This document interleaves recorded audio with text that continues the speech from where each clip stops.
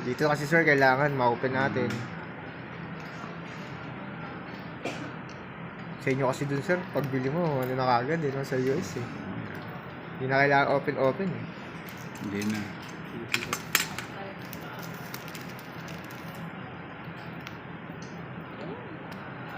At check natin sir kung may mga scratches, dents.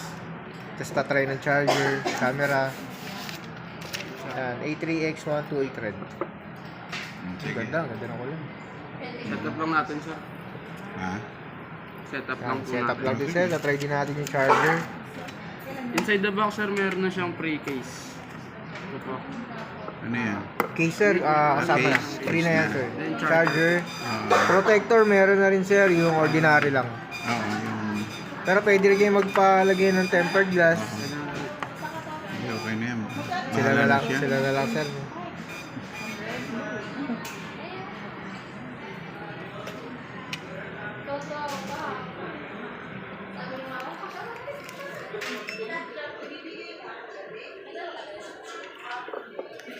Pagpagawa ko dyan eh.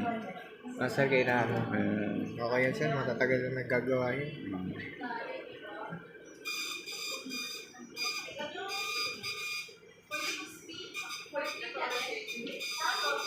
hindi ako familiar sa Android eh. Ano po kayo no, Apple iPhone talaga user. ako. Kaya nawawala ako dyan. Pag US kasi sir, madalas parin naka-iPhone talaga yun. Yeah. Kasi ang